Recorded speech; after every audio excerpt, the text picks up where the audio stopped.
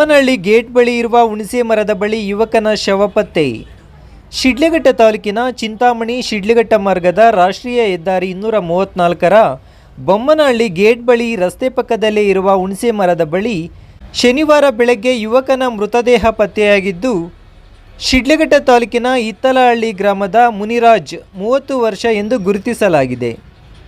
ಇನ್ನು ಘಟನೆ ತಿಳಿಯುತ್ತಿದ್ದಂತೆಯೇ ಶಿಡ್ಲಘಟ್ಟ ಗ್ರಾಮಾಂತರ ಪೊಲೀಸ್ ಠಾಣೆಯ ಸಿಬ್ಬಂದಿ ಸ್ಥಳಕ್ಕೆ ಭೇಟಿ ನೀಡಿ ಪರಿಶೀಲನೆ ನಡೆಸಿ ಬಳಿಕ ಮೃತದೇಹವನ್ನು ಶಿಡ್ಲಘಟ್ಟ ಸಾರ್ವಜನಿಕ ಆಸ್ಪತ್ರೆಗೆ ಮರಣೋತ್ತರ ಪರೀಕ್ಷೆಗೆ ರವಾನಿಸಿ ಆಸ್ಪತ್ರೆಯಲ್ಲಿ ಮರಣೋತ್ತರ ಪರೀಕ್ಷೆ ನಡೆಸಿ ಕುಟುಂಬಸ್ಥರಿಗೆ ಹಸ್ತಾಂತರಿಸಲಾಯಿತು.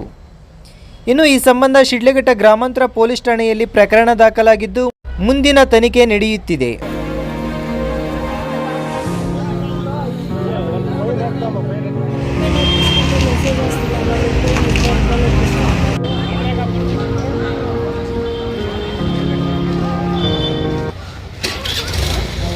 ಅಂತ ಶಿಡ್ಲಘಟ್ಟ ಟೌನ್ ಕೆಕೆಪೇಟೆಯಲ್ಲಿ ವಾಸಿಸಿದ್ದು, ಅಲ್ಲಿ ನಾವು ಹಸುವಿಗೆ ಮೇವಾಗಿ ಮುಂದಿನ ಭವನೆಯನ್ನು ಇಟ್ಟಿದ್ವಿ. ಅದು ಆಕಸ್ಮಿಕವಾಗಿ ಬೆಂಕಿ ತಗಲಿ ಸಂಪೂರ್ಣ ಭಸ್ಮವಾಗಿದೆ.